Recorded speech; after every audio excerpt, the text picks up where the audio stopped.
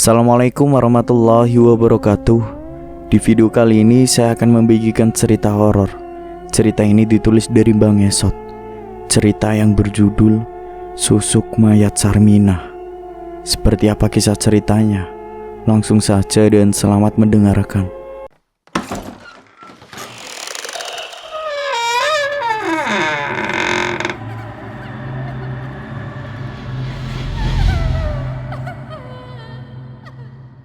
Mungkin kalau ada orang yang kebetulan melintas di Jalan Tanjung Sari, mereka tidak akan memperhatikan sebuah rumah yang terletak di pinggir jalan tersebut, karena memang tidak ada yang menarik dari rumah itu.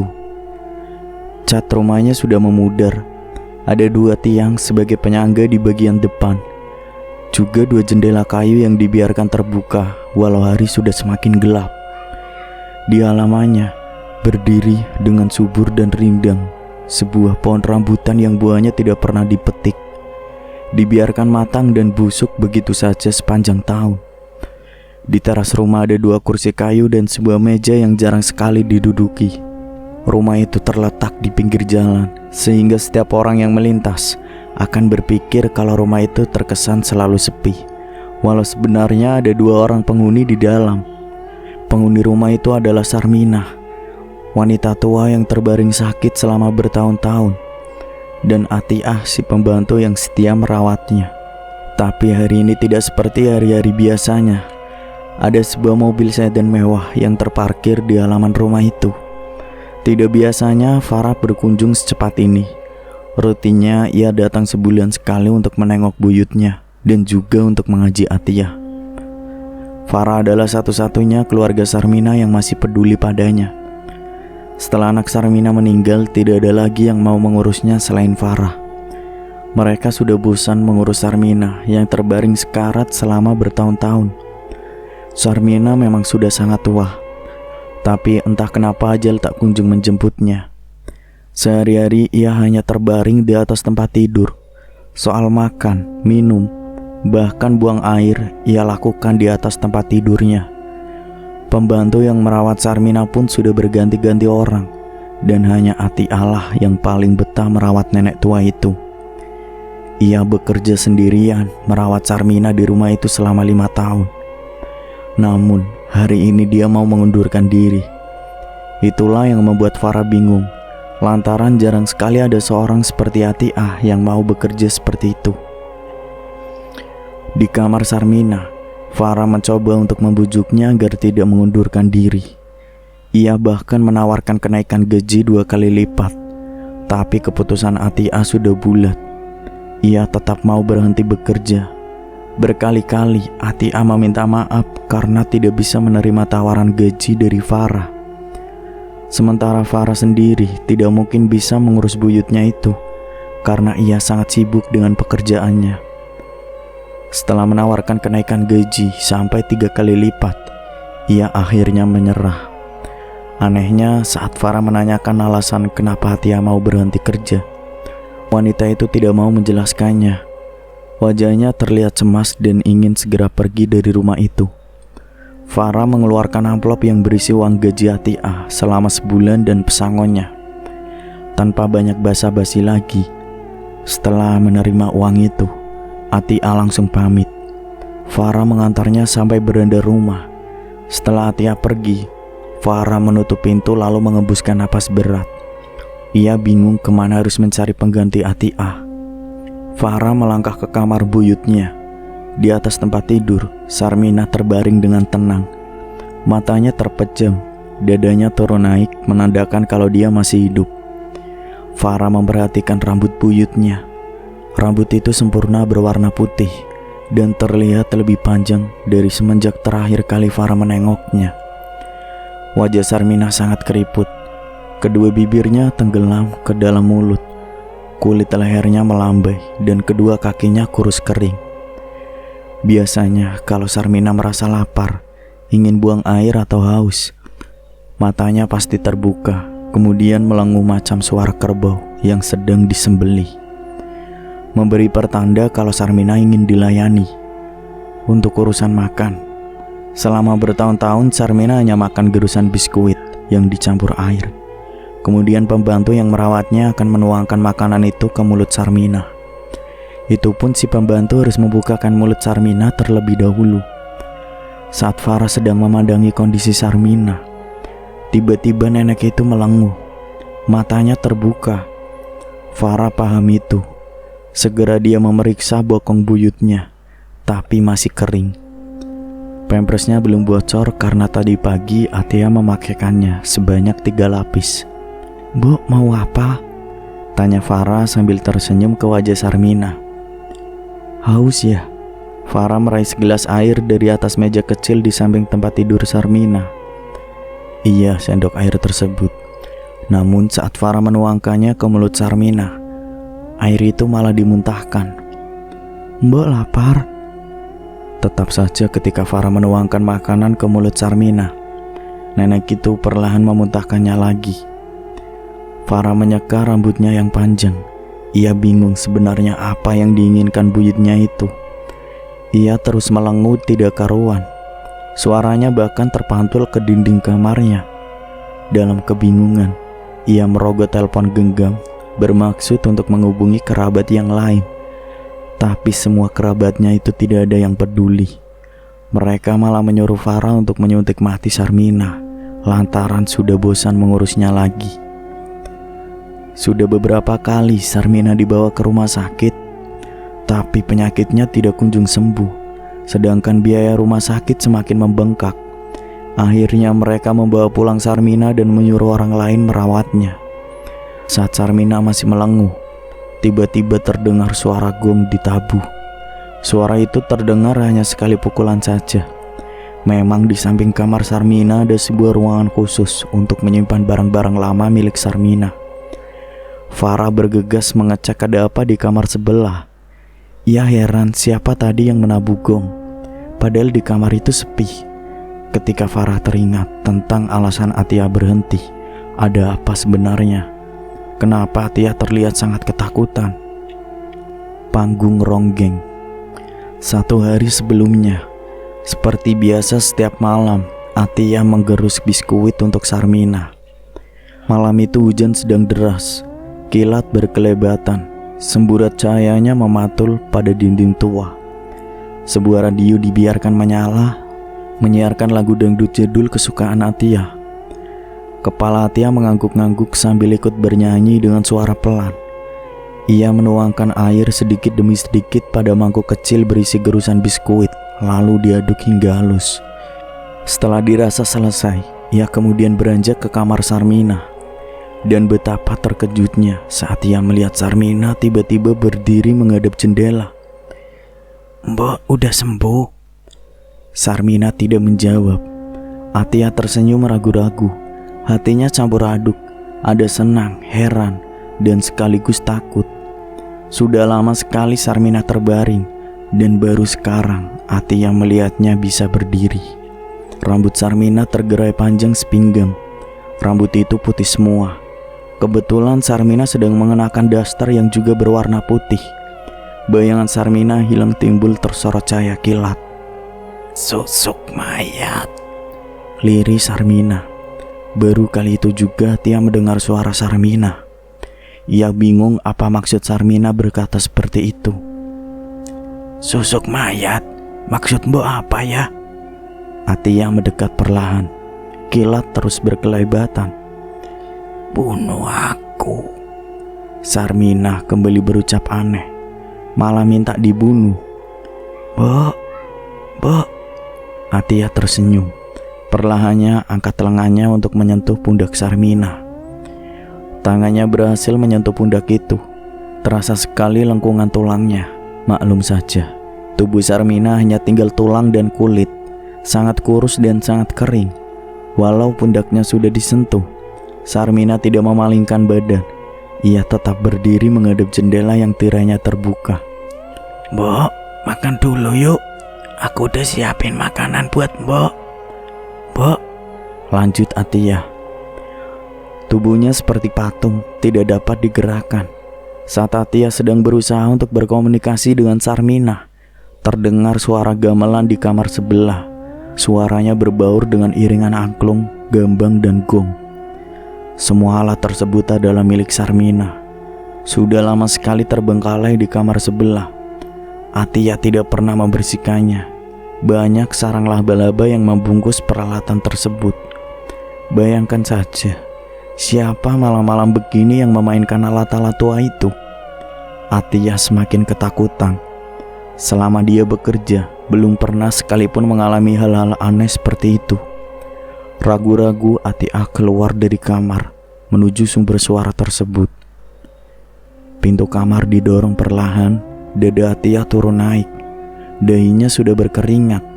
Derit engsel pintu yang sudah lama tak diminyaki terdengar nyaring. Betapa terkejutnya Atia ketika melihat banyak lelaki yang sedang asik memainkan gamelan di kamar tersebut. Semua lelaki terlihat asing.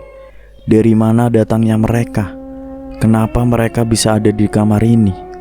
Atia mengerutkan dahinya.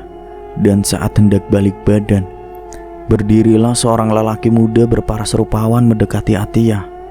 Ia mengenakan belangkon bercorak batik berwarna kuning. Celana panjang hitamnya cingkrang semata kaki. Ada sebuah selendang warna ungu yang melingkar di leher lelaki tersebut.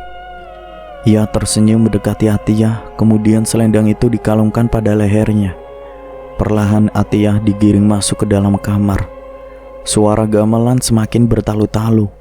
Atia terperdaya. Ia tidak sadarkan diri.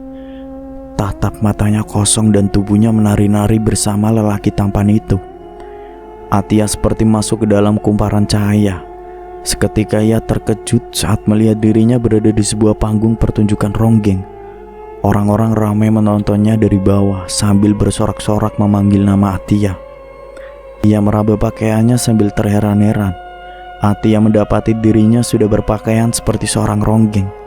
Kebaya, sarung batik, rambutnya dikonde, ada bunga melati di rambut belakangnya. Selendang terselempang di lehernya. Di mana ini? Atia kebingungan. Atia juga meraba wajahnya. Pipinya tebal sekali oleh bedak.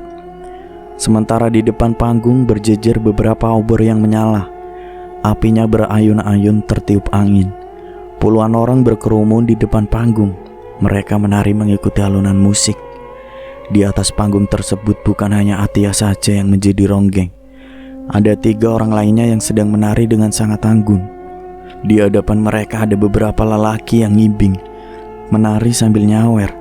Perhatian Atia tiba-tiba tertuju ke sebuah keributan di tengah penonton. Di sana terlihat seorang wanita buruk rupa diseret paksa oleh 3 orang wanita cantik. Mereka semua berpakaian ronggeng. Hanya saja pakaian si wanita buruk rupa sudah acak-acakan seperti habis dianiaya.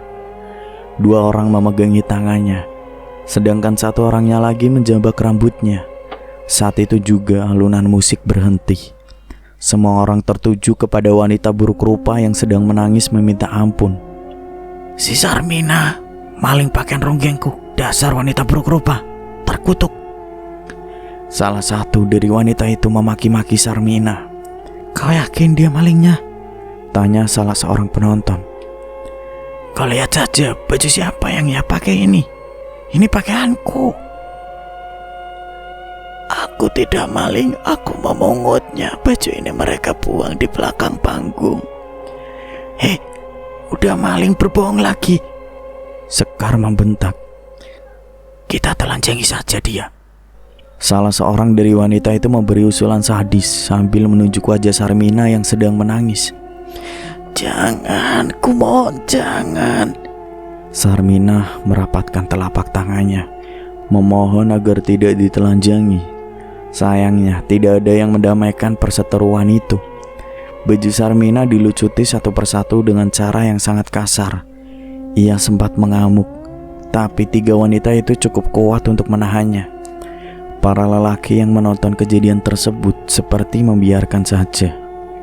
Mereka malah merasa diuntungkan karena ada tontonan tubuh wanita gratis di hadapan mereka. 3 perempuan tertawa puas setelah berhasil mempermalukan Sarmina.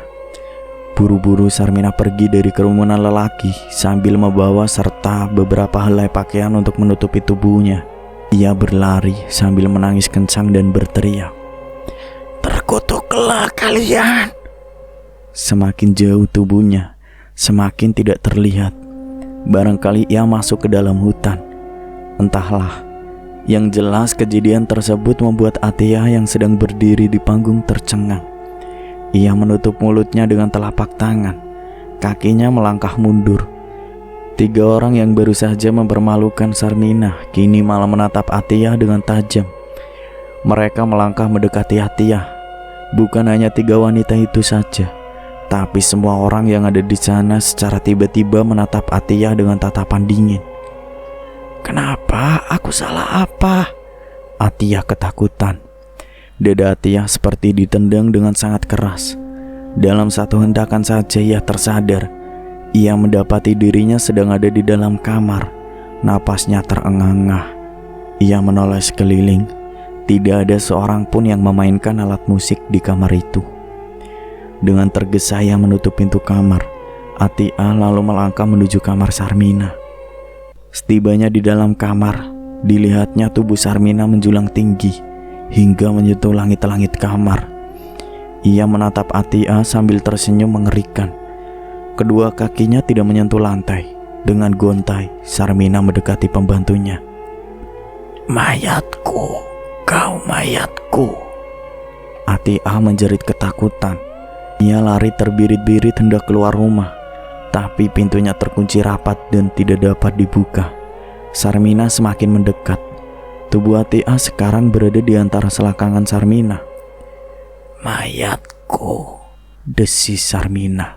Atia pingsan seketika. Suara gong terdengar hanya sekali. Perlahan Farah membuka pintu kamar tempat penyimpanan alat-alat musik ronggeng milik Sarmina. Tidak ada siapa-siapa di dalam. Hanya ada alat-alat musik ronggeng yang terbungkus sarang laba-laba. Ia kembali ke kamar Sarmina. Sontak saja Farah berteriak saking kagetnya lantaran melihat Sarmina duduk di atas kasurnya dengan keadaan mata melotot dan mulut terbuka lebar. Setelah sekian lama sakit, baru kali ini Farah mendapati buyutnya duduk seperti itu. "Bunuh aku, susuk mayat." Suara yang keluar dari tenggorokan Sarmina terdengar sangat kering dan ringkih. Farah tidak mengerti apa yang sedang diucapkan buyutnya itu. "Mbak, udah bisa duduk?" tanya Farah sambil menampakkan wajah ketakutan. Tidak lama kemudian, terdengar seseorang mengetuk pintu. Farah bergegas membukanya. Mereka sudah datang. Itu ternyata kerabat Farah yang juga masih keturunan Sarmina. Sebenarnya Farah meminta semuanya hadir, tapi yang datang hanya 3 orang saja. Mereka adalah Ningsih, Gion, dan Rizal. Semuanya adalah cicit Sarmina. "Kalian lihat ini." Farah dengan panik menunjukkan keadaan buyutnya. "Mbok udah bisa duduk?" tanya Gion. "Kalian dengar, bunuh aku, susuk mayat." Sarmina terus-terusan mengucapkan kalimat tersebut. Gion mendekat dan menyentuh kening Sarmina. "Mbok?" tanya Gion. "Dia tidak sadar, ini aneh. Baru kali ini aku melihat Mbok duduk dan bisa bicara seperti itu," kata Farah. "Apakah kalian sadar kalau Mbok kita ini udah sekarat bertahun-tahun, tapi tak kunjung meninggal?" "Iya betul, ini tidak wajar," timpal Ningsih. "Benar sekali Ningsih, kejadian ini memang tidak wajar," tambah Rizal. "Bunuh aku, susuk mayat." Lirih dan kering suara itu keluar lagi dari tenggorokan Sarmina. "Apakah kalian sayang sama Mbok kita?" tanya Ningsih. Mereka semua mengangguk. "Kalau begitu kita harus mengakhiri penderitaannya," tambah Ningsih. "Maksud kamu kita harus bunuh dia?" Farah menatap kerabatnya. Mereka mengangguk. "Enggak, itu namanya pembunuhan," Farah membentak. "Dengarkan Farah, mau sampai kapan kau ngurusin Mbok, ha? Mau kau warisi ke anak cucumu? Bu kita pasti punya ilmu hitam dan susah meninggal." Ningsih pun naik pitam. "Tapi membunuh Mbok itu bukan solusi," Farah membentak. "Lalu apa solusimu?" tanya Rizal yang terkesan membela pendapat Ningsih. bunuh aku, susuk mayat. Kembali Sarmina berucap lirih. Kau dengar, Farah? Mbok kita minta dibunuh. Ningsih mendesak. Farah menggelengkan kepala. Kalian udah gila. Aku nyuruh kalian kesini untuk mencarikan solusi. Cari orang yang mau rawat mbok kita. You are wasting your money, Farah. Timpal Gion. Ya sudah begini, Farah, kita semua sayang sama mbok. Tapi keadaan mbok kita sekarang sudah tidak wajar. Kau paham kan? Kadang hal menyakitkan itu baik untuk seseorang. Kita akhiri saja penderitaan mbok ya. Aku tidak bisa, Mas. Mata Farah mulai berkaca-kaca. Aku yakin mbok pasti senang dengan keputusan kita ini. Farah tertunduk lesu. Tidak ada jawaban yang keluar dari mulutnya. Lalu ia menangis pilu. Rizal mengebuskan napas berat. Ia kemudian berdiri. Bagaimana cara terbaik untuk mati? Tanya Rizal. Cekik, usul Ningsih. Tidak, Farah membentak. Ningsih menampakkan wajah kesal sambil menggelengkan kepala. Bekap saja napasnya, usul Gion. Itu terlalu sadis. Kembali Farah menolak usulan kerabatnya. Sianida. Kita kasih obat tidur dulu, lalu kita cekoki sianida. Semua mengangguk kecuali Farah. Ia masih menangis. Ia tidak tega. Tapi di sisi lain pendapat Rizal ada benarnya. Kadang hal menyakitkan itu baik untuk seseorang. Mereka setuju Sarmina akan diracun menggunakan sianida. Rizal segera pergi untuk mencari obat tidur dan sianida. Setelah hampir 1 jam, akhirnya ia kembali.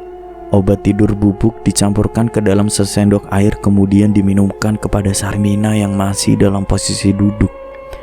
Anehnya, ia masih tetap melotot sambil berkali-kali minta dibunuh. Mereka bingung kenapa obat tidur tidak mempan terhadap tubuh Sarmina. Rizal pun kembali meminumkan sianida. Setelah beberapa menit, tetap saja Sarmina tidak tewas. Dia masih tegak dalam posisi duduk. Kau lihat Farah? Gion menunjuk mboknya. Mbok kita udah gak wajar. Sianida aja gak mempan. Lalu bagaimana ini? Tanya Ningsih. Tidak ada cara lain, kita cekik saja, jawab Rizal. Tidak, Farah menolak. Tapi sekarang tidak ada yang peduli dengan penolakan Farah. Mereka tetap akan membunuh Sarmina demi menghentikan penderitaannya. Siapa yang berani melakukannya? Tanya Rizal. Semua terdiam. Ya sudah, kita gantung saja, Rizal memutuskan. Kalian udah gila, teriak Farah. Hal itu terlalu sadis baginya. Kau tunggu saja di luar, Farah, suruh Rizal. Gion hendak memaksa Farah keluar dari kamar, tapi Farah menepis lengannya lalu keluar kamar. Mereka tidak memperdulikan kerabatnya itu. Terpenting, sekarang bagaimana caranya mengakhiri penderitaan Sarmina. Rizal mengikatkan sebuah tali tampar pada plafon kamar.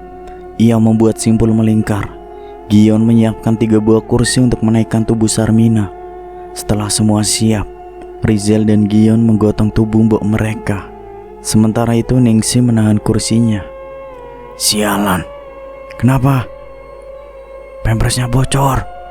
Perlahan tubuh Sarmina dinaikkan ke atas kursi. Sebuah tali dikalungkan di lehernya. Rizal masih menahan tubuh Sarmina dari bawah. Setelah semua sempurna, ia melepas pegangannya. Sarmina digantung, tangannya tidak meronta. Kakinya tenang melayang di atas lantai dan kedua matanya melotot. Ia tidak lagi berucap apa-apa. Setelah 1 jam digantung, Rizal dan Gion menurunkan tubuh Sarmina. Mereka memeriksa detak jantung dan denyut nadi. Sudah tidak ada. Sarmina mati. Itu membuat mereka tersenyum bahagia. Akhirnya upaya mereka untuk mengakhiri penderitaan Sarmina berhasil. Sekarang bagaimana? Kita makamkanlah. Aku ingin ada pengajian dulu, serga Farah. Walau bagaimanapun, ia tetap sayang sama mboknya. Ya sudah, terserah mau kau. Farah beranjak ke kediaman Pak Sudarjo, Ketua RT, untuk mengumumkan kepada warga kalau Mbok Sarmina sudah meninggal. Pak Sudarjo sempat kaget mendengar berita tersebut. Sudah sekian lama Sarmina sekarat, ia bergegas ke musola untuk mengumumkan kematian Sarmina. Namun ketika sedang dibacakan doa, lengan Sarmina yang sudah ditata untuk sedekap tiba-tiba jatuh ke lantai. Semua terkejut dan mengucap istighfar. Farah lalu membetulkan kembali. "Tenang bapak-bapak, ini hal biasa. Mungkin urat sarafnya masih bereaksi," ujar Farah. Pak Sudarjo kembali melanjutkan lantunan doa. Lagi-lagi lengan Sarmina jatuh. Farah membetulkannya lagi. Warga mulai ketakutan. Mereka tidak berani menatap jenazah Sarmina. Tak lama berselang, terdengar suara gong dipukul dari kamar. Itu membuat semua orang yang hadir di sana berteriak kaget. Dan saat itu juga, jenazah Sarmina melesat terbang begitu saja sambil tertawa terbahak-bahak. Kain yang menutupi tubuhnya berhambur kemana-mana. Tubuhnya seperti menguap menembus langit-langit rumah. Ia menghilang. Itu membuat semua orang lari terbirit-birit ketakutan. Mereka pasti akan mengingat suara tawa Sarmina yang terbahak dan besar itu. Jenazahnya tidak pernah ditemukan lagi. Rumah itu menjadi sangat angker.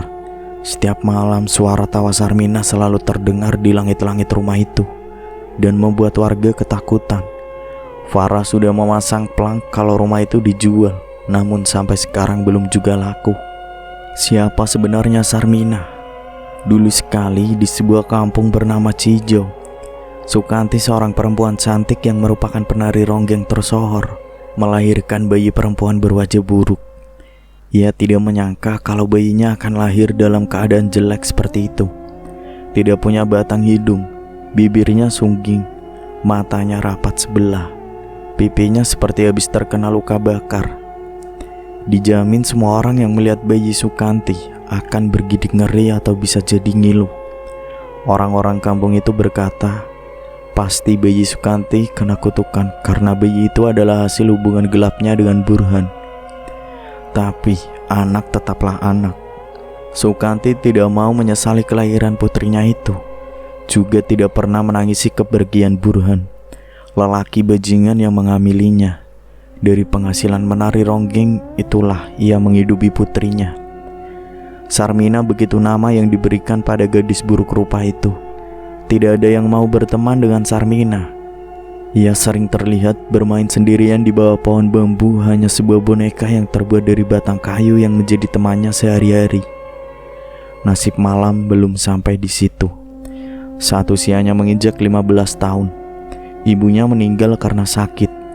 Ia tidak pernah tahu penyakit apa yang diderita ibunya. Semenjak saat itu, kehidupannya semakin sulit. Untung saja ada Mbok Iba, dukun Paraji yang pernah membantu ibunya saat melahirkan. Dia bersedia memungut Sarmina sebagai anaknya. Mbok Iba ini sudah sangat tua. Ia lahir saat Indonesia masih dijajah Belanda. Bahkan di zaman Jepang, ia sempat menjadi Jagun Ianfo, budak pemuas nafsu tentara Jepang. Dia adalah wanita yang beruntung karena masih bisa selamat dari cengkraman tentara Jepang. Teman-temannya banyak yang mati di tempat lokalisasi. Ada yang bunuh diri atau tewas diperkosa rame-rame oleh tentara Jepang. Sekarang nenek tua itu harus mengurus Sarmina, si gadis buruk rupa. Mbok Iba yang sudah bungkuk membawa Sarmina ke rumahnya. Selama bertahun-tahun ia menghidupi Sarmina dari hasil memijat warga kampung hingga Sarmina tumbuh dewasa. Satu hal yang tidak bisa dihilangkan dalam dirinya, ia ingin seperti ibunya, menjadi penari ronggeng yang tersohor di Cijau. Tapi dengan keadaan wajahnya yang buruk rupa tersebut, bagaimana mungkin ia mengikuti jejak ibunya? Seorang penari ronggeng harus punya paras yang cantik dan tubuh indah. Kalau macam Sarmina rasanya sangat mustahil bisa seperti ibunya. Setiap malam di kamarnya yang sempit berdinding bilik, ia sering latihan menjadi ronggeng, memperagakan gerakan-gerakan ronggeng yang sering ia tonton saat ada pertunjukan di kampung. Belum tidur, Cuk. Ucu adalah panggilan sayang Mbok Iba pada Sarmina. Ia membuka pintu kamar dan tersenyum pada Sarmina. Belum, Mbok. Mau jadi penari ronggeng toh, Cuk? Tanya Mbok Iba dengan logat Sunda yang kental. Seperti ibuku, aku mau jadi penari tersohor di Ciijau. Sarmina berujar sambil terus memperagakan tarian walau terpatah-patah. Mbok Iba masuk ke kamar Sarmina dengan gontai. Ia duduk di tepi tempat tidur yang hanya beralaskan tikar daun pandan. Tarianmu bagus, Cuk. Jadi ingat ibumu. Terima kasih, Mbok. Lihat ini. Sarmina semakin lincah saja menari di depan Mbok Iba, sampai-sampai membuat nenek tua itu terkagum. Hati-hati, Cuk. Mbok Iba terkekeh. Ia takut anak angkatnya tergelincir. Di suatu pagi sepulang dari hutan, Sarmina mendapati Mbok Iba terkapar di halaman rumah. Ia meninggal. Malangnya nasib Sarmina, ia harus hidup sebatang kara di gubuk reot. Bayang Mbok Iba selalu ada dalam benaknya. Apalagi kalau melihat barang-barang peninggalannya. Sudah pasti Sarmina menangis terseduh-seduh. Ia mewarisi profesi Mbok Iba, jadi tukang pijat. Demi mencukupi kebutuhan hidup, ia harus rela memijat bapak-bapak yang kulitnya keras. Tak jarang mereka juga bau ketiak. Terkadang Sarmina muntah-muntah setelah memijat mereka. Sarmina tidak mau nasibnya berakhir jadi tukang pijat selamanya. Sampai pada akhirnya, ia ingin menjadi penari ronggeng saja. Namun orang-orang selalu meledeknya. Bahkan orang-orang itu bersumpah demi semua dedemit di muka bumi ini. Bagi mereka, Sarmina mustahil bisa menjadi penari ronggeng. Mana ada penari ronggeng wajahnya jelek sepertimu, Sarmina. Jangan mimpi. Sangat mustahil, mau sampai kiamat pun kau tidak akan pernah bisa jadi penari ronggeng. Kau pantasnya jadi demit, Sarmina. Kan keturunan demit ya. Wajah kau jelek banget. Begitu cacian yang sudah biasa didengar Sarmina. Ada kalanya ia putus asa dan mengubur impiannya itu. Tapi Sarmina selalu kembali pada tekadnya. Ia yakin pasti bisa mengikuti jejak ibunya. Hingga pada suatu malam, sepulang memijat pelanggannya, ia mampir ke sebuah pertunjukan ronggeng. Pertunjukan itu dipadati penonton. Sarmina sampai harus naik ke pohon duku agar bisa melihat para penari ronggeng. Setelah beberapa menit di atas pohon, ia merasa pegal kemudian turun. Tiba-tiba terpikir di benaknya, ingin sekali Sarmina melihat ruang dandan para penari ronggeng. Selama ini ia memang penasaran bagaimana cara mereka mematut diri hingga jadi sangat menawan di atas panggung. Di tengah-tengah keramaian, Sarmina mengendap-endap ke belakang panggung. Di sana ada sebuah tenda yang ditutup seadanya dengan bilik bambu. Dari lubang bilik itu Sarmina mengintip pelan-pelan. Dilihatnya para penari ronggeng sedang berdandan. Ada 3 orang penari di dalam sana. Mereka semua cantik. Tubuhnya juga indah dan berpakaian bagus. Sarmina menguping percakapan mereka bertiga yang sedang membahas lelaki tampan di kampung Ciijau. Sesekali para ronggeng itu tertawa sambil terus memupuk wajahnya dengan bedak. Tampaknya baju ini sudah tidak layak pakai. Jumairah menunjukkan sebuah pakaian ronggeng kepada Sekar. Sekar berhenti membedagi wajah. Ia menoleh ke arah Jumairah. Iya, buang aja. Dilemparlah pakaian tersebut ke belakang tenda. Sarmina melihat pakaian ronggeng yang dibuang. Segera ia memengutnya, kemudian mengenakan pakaian tersebut. Hatinya sangat senang. Tidak disangka-sangka pakaian itu pas di badannya. Dengan perasaan gembira, ia menari-nari di belakang tenda, layaknya penari ronggeng. Tak terasa kakinya tersandung akar pohon duku. Tubuhnya terjembab ke semak-semak. Para sinden di dalam tenda mendengar suara tersebut. Mereka berhembur keluar untuk melihat siapa yang ada di belakang tenda. Ternyata si wanita buruk rupa. Mereka kenal Sarmina, dan tentunya mereka membenci perempuan itu. Karena wajah Sarmina buruk rupa, mereka yakin kalau Sarmina bisa membawa sial. Oh, rupanya kau, Sarmina, ucap Jumairah. Maling kau ya? Sekar membentak. kita habisi saja dia. Komaria mengusulkan ide kejam. Dengan sadis mereka menyeret Sarmina ke tengah-tengah penonton. Di sana mereka menelanjanginya. Sarmina kemudian lari sambil menangis. Ia sangat terluka diperlakukan tidak manusiawi seperti itu. Sarmina tidak pulang ke rumah, melainkan pergi ke makam ibunya. Malam-malam seperti itu, ia menangis terseduh-seduh di pinggir pusara ibunya. Ia tumpahkan semua kesedihan. Saat itu pula, dari kegelapan di antara batang-batang pohon, muncul sesosok kakek berpakaian hitam. Kakek itu mendekati Sarmina. Kau rindu ibumu, ha? Tanya kakek tersebut sambil melangkah mendekati Sarmina. Sarmina waspada. Walaupun ia sudah berpakaian rapi, tetap saja kejahatan bisa terjadi. Buru-buru menyeka air mata yang menjuntai di pipinya, lalu mundur beberapa langkah ke belakang. Bulan sedang terang benderang menyinari malam. Semakin dekat wajah kakek itu, semakin jelas terlihat. Rambutnya gondrong warna hitam berselang putih karena ada ubannya. Ia punya brewok yang sudah berwarna putih. Ada tai lalat yang cukup besar di bagian pipi kanannya. Jangan takut, aku Sadiman.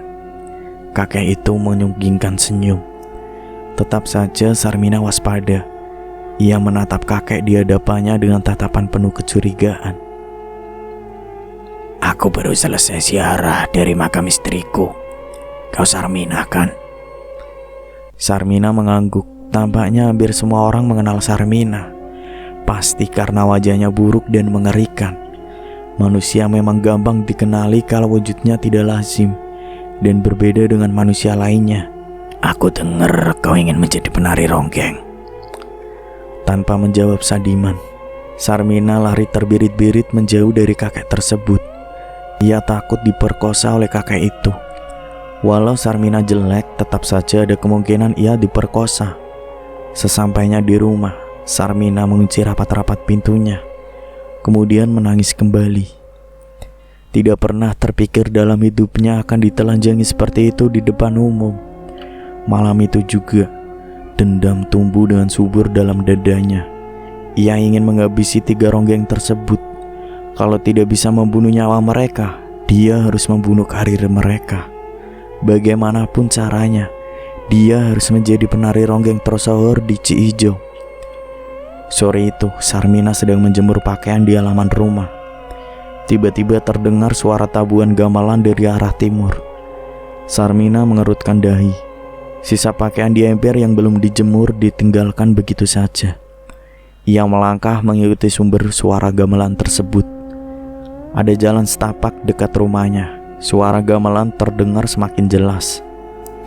Dan di bawah pohon durian, ia melihat Sadiman beserta 3 orang kawannya yang sedang menabuh gamelan. Di hadapan mereka, ada seorang gadis perempuan yang masih kecil. Mungkin umurnya baru 8 tahun. Ia menari dengan lincah layaknya ronggeng kawakan. Sarmina mengintip dari balik pohon durian. Benaknya mulai bertanya-tanya, siapa sebenarnya kakek tersebut? Kenapa dia punya grup ronggeng? Sadiman menyadari ada yang mengintip di balik pepohonan. Ia memberhentikan alunan musik. Semua anggota menoleh pada Sadiman dengan tatapan heran. Kenapa permainan dihentikan? Sambil tersenyum, Sadiman melangkah mendekati Sarmina yang masih berdiri di balik pohon. Menyadari hal itu, Sarmina beranjak pergi. Sarmina, tunggu, pinta Sadiman sambil berlari kecil menghampirinya. Kali ini Sarmina mau berhenti. Kau suka menarikan? Bagaimana kalau ikut grup ronggengku? Iya benar, Bah. Kami setuju, Bah. Kita butuh penari. Timpal tukang gendang. Ia ikut menghampiri Sarmina. Apa kalian mau menerima aku yang buruk rupa ini? Tanya Sarmina sambil tertunduk. Tidak masalah, yang penting kau bisa menari, jawab Sadiman. Kenalkan, ini Cung, Kurawa dan Sarakam. Mereka semua pemain musik. Sedangkan ini yang cantik dan lucu namanya Melati, cucuku. Dia senang sekali menari. Sadiman menyentuh pundak cucunya. Aku Sarmina. Kami semua udah kenal kamu, Sarmina, ujar Icung sambil tersenyum ramah. Selamat bergabung, Sarmina. Melati tersenyum. Malu-malu Sarmina menerima tawaran tersebut. Dan semenjak saat itu, Sarmina bergabung dengan grup ronggeng Sadiman. Mereka tidak manggung seperti grup ronggeng besar pada umumnya. Yang mereka lakukan adalah menjadi grup ronggeng keliling kampung yang ditonton anak-anak kecil lalu dilempari uang koin. Grup ronggeng Sadiman semakin lama semakin terkenal. Mereka bukan saja berkeliling di kampung Ciijau, tapi juga ke kampung-kampung lain seperti Parakan Besi, Cirenten, dan kampung Babakan Haur. Wajah Sarmina yang buruk rupa malah menjadi daya tarik sendiri di kampung-kampung tetangga. Mereka juga terkagum-kagum dengan tarian Sarmina yang indah gerakannya. Bukan hanya anak-anak kecil saja yang menonton. Orang-orang dewasa pun ikut berkerumun dan sesekali menyawer Sarmina. Namun tidak semua orang senang pada grup ronggeng Sadiman. Salah satunya Aci, seorang penari ronggeng yang sangat benci grup mereka. Apalagi pada Sarmina. Menurutnya dia tidak pantas menjadi seorang penari ronggeng. Maka malam itu sepulang menari, Sarmina didatangi Aci dan dua orang lelaki berbadan kurus yang tak lain adalah pesuruh Aci. Mereka menyeret Sarmina lalu memukuli wanita malang tersebut. Berkali-kali Aci melontarkan sumpah serapah. Sarmina berteriak minta tolong, tapi tidak ada yang bisa mendengarnya. Karena rumah peninggalan Bo Iba itu terpisah dari pemukiman warga. Aci tahu kalau Sarmina yang menjadi daya tarik grup ronggeng Sadiman. Maka dari itu, dialah yang harus diberi pelajaran. Aci mengancam akan membunuhnya kalau dia berani menari lagi. Sarmina ditinggalkan sendiri di bawah pohon bambu. Mukanya bonyok, lengannya berdarah, pergelangan kaki kirinya patah. Aci sengaja mencederahkannya agar tidak bisa menari lagi. Di tengah kegelapan, Sarmina berteriak kesakitan sambil menangis meminta tolong. Tubuhnya mulai melemah, matanya perlahan terkatup. Ia tidak sadarkan diri. Keesokan paginya, saat Sarmina tersadar, ia sudah ada di atas tempat tidur di rumahnya. Melati mengambilkannya minum, sementara Sadiman duduk di samping Sarmina. Wajahnya terlihat khawatir. Ia membasuhkan kain basah pada luka di lengannya Sarmina. Sesekali wanita itu meringis kesakitan saat kain menyentuh lukanya. Siapa yang berbuat ini padamu, Sarmina? Aci, bah, dia membawa dua orang lelaki untuk memukuliku. Seketika Sarmina beradu kesakitan saat hendak menggerakkan kaki kirinya. Kurang ajar, biar ku beri pelajaran dia, delik Sadiman. Jangan, bah, dia banyak pasuruhnya, sangat berbahaya, bah. Sadiman tertunduk. Ada benarnya juga perkataan Sarmina. Aci itu orang kaya. Dia bisa membayar orang untuk melakukan apapun yang dia mau. Dan sekarang terbukti. Kemauan Aci terkabul. Sarmina tidak akan bisa menari lagi. Kakinya cedera. Lagi pula Aci juga mengancam akan membunuh Sarmina. Jadi walaupun sembuh, ia tidak berani menari lagi. Aku tidak bisa menari lagi, bah. Aku akan menyembuhkanmu, kata Abah Sadiman. Kakiku patah, bah. Sadiman terdiam. Ia melihat tulang kaki Sarmina yang menonjol keluar, sangat parah dan sulit disembuhkan. Kakiku mungkin harus dipotong. Air mata keluar membasahi pipi Sarmina. Sarmina, kalau kau mau, Abah bisa bantu kamu untuk menanamkan susuk mayat dalam tubuhmu. Susuk mayat? Dahi Sarmina mengkerut. Ia tidak pernah mendengar susuk itu sebelumnya. Iya, kau akan sembuh kembali. Bukan hanya itu, Sarmina, tapi wajahmu juga akan berubah jadi cantik. Syaratnya apa, bah?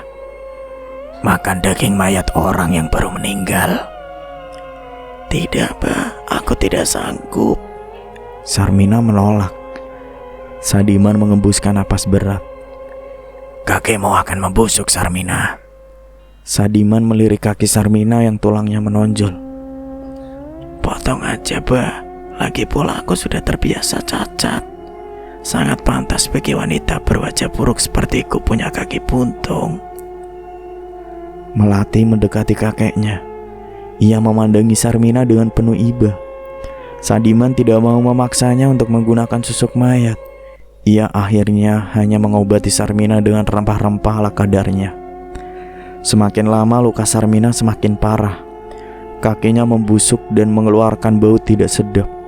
Hingga pada suatu sore, ia meminta Sadiman memotong kakinya. Wanita itu menjerit kesakitan sambil menggigit kain saat sebuah golok yang sudah diasah tajam menebas kakinya. Seketika kakinya yang busuk tersebut putus. Ia mengerang-erang sambil menangis. Suaranya membuat sekawanan burung pipit di dahan pohon kecapi terbang berhamburan. Sadiman merawat wanita malang itu setiap hari. Kaki kiri yang sudah buntung dilumuri rempah-rempah agar lukanya cepat pulih. Setiap hari ia mengganti kain pembungkus kaki Sarmina. Anehnya, luka itu tidak kunjung sembuh, malah semakin parah. Kakinya bernanah, mengeluarkan bau busuk, memar menjalar ke betis Sarmina. Setiap malam ia tidak bisa tidur karena menahan rasa sakit yang seperti membakar kakinya. Abah. Tengah malam Sarmina membangunkan Sadiman. Ia tidak kuat menahan sakit. Iya, Sarmina. Masih dalam keadaan kantuk, Sadiman menghampiri wanita yang sedang kesakitan itu. Susuk mayat itu, apa aku masih boleh memakainya? Tentu, Sarmina. Kau akan sembuh dan berwajah cantik. Berikan aku susuk itu, Bah. Aku sudah tidak kuat lagi menahan sakit. Baik, nanti Abah carikan daging mayat manusia. Sadiman menyeringai senang. Seberapa banyak aku harus memakannya? Semua, Sarmina. Semua bagian tubuhnya kecuali tulang. Aku tak akan mampu, Bah. Tidak perlu sekali habis. Kau bisa menghabiskannya berhari-hari. Tapi setelah aku melakukannya, apa aku benar-benar akan sembuh, Bah? Setelah kau selesai memakan mayat itu, Abah akan tanamkan susuk mayat di tubuhmu. Kalau begitu, lekas carikan mayat untukku, Bah. 1 bulan berlalu, tapi belum juga ada orang kampung yang meninggal. Sementara itu, kaki Sarmina semakin parah, membusuk hingga menjalar ke paha, mengundang lalat-lalat hijau yang selalu hinggap di kakinya. Sadiman kebingungan. Kalau tetap dibiarkan seperti itu, Sarmina bisa meninggal. Melati, Abah titip Sarmina ya. Tolong kau jaga dia. Abah ada urusan di kampung seberang. Anak itu mengangguk. Sadiman pergi ke kampung tetangga untuk memata-matai kuburan, mencari mayat yang baru saja meninggal. Sayangnya tidak ada warga yang meninggal. Sadiman kesulitan mendapatkan mayat segar. Hingga akhirnya ia menyerah dan pulang dengan tangan hampa. Di perjalanan pulang, tepatnya di kampung Balangandang, ia melihat iringan-iringan orang yang sedang memikul keranda. Wajah Sadiman seketika cerah. Ia membuntuti proses pemakaman tersebut, dan ternyata yang meninggal adalah seorang laki-laki. Malamnya saat semua warga sedang terlelap tidur, Sadiman mengendap-endap ke pemukiman warga. Ia mencuri cangkul dan sebuah karung besar. Setelah itu, ia segera ke pemakaman untuk menggali kuburan orang yang baru meninggal tadi siang. Dengan tergesa-gesa, ia mulai membongkar kuburan. Keringat membasahi seluruh badan. Sesekali ia menoleh ke sekeliling, memastikan kalau tidak ada orang yang melihatnya. Selang beberapa saat, ia berhasil mengangkat mayat itu kemudian dimasukkan ke dalam sebuah karung. Tapi sialnya tidak muat. Sadiman mengeluarkan sebuah golok. Ia memotong bagian perut mayat itu hingga terburai semua isi perutnya. Akhirnya mayat tersebut bisa dimasukkan ke dalam karung. Ia mengikat karung itu dengan sebuah tali yang terbuat dari sobekan bajunya sendiri. Dengan susah payah, Sadiman berhasil membawa mayat itu. Ia keluarkan isi karung di hadapan Sarmina. Seketika wanita itu mual melihatnya. Untung saja Melati sudah tidur dan tidak melihat apa yang di bawah kakeknya. Selama berhari-hari, Sarmina dikurung di dalam kamarnya. Melati tidak diperbolehkan masuk karena Sarmina sedang berusaha untuk menghabiskan seenggok mayat. Di dalam kamar itu, ia memakannya sedikit demi sedikit. Tidak jarang Sarmina muntah-muntah. Sadiman sudah menjincang mayat itu agar mudah disantap Sarmina. Setelah 1 minggu, akhirnya ia berhasil memakan semua organ tubuh dari mayat lelaki itu. Yang tersisa hanya tulang belulang saja. Setelah tahu kalau Sarmina telah menghabiskannya, Sadiman membawa 2 buah jarum sepanjang setelunjuk orang dewasa. Lalu jarum tersebut ditusukkan ke kening Sarmina dan perutnya.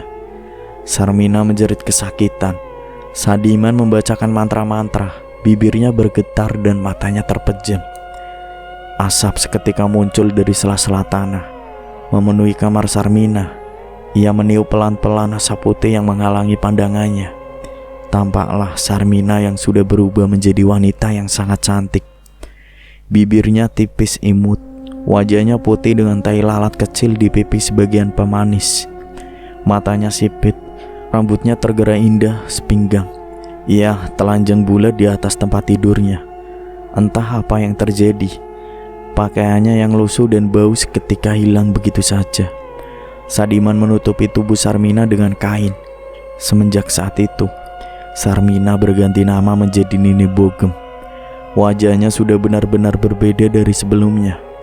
Ia kembali menari dengan grup ronggeng Sadiman. Nama Nini Bogem semakin terkenal. Grup ronggeng Sadiman semakin besar dan tidak bisa ditandingi. Bukan sekali 2 kali Aci mendatangi Nini Bogem untuk menghabisinya. Tapi semenjak punya susuk mayat, wanita itu makin sakti.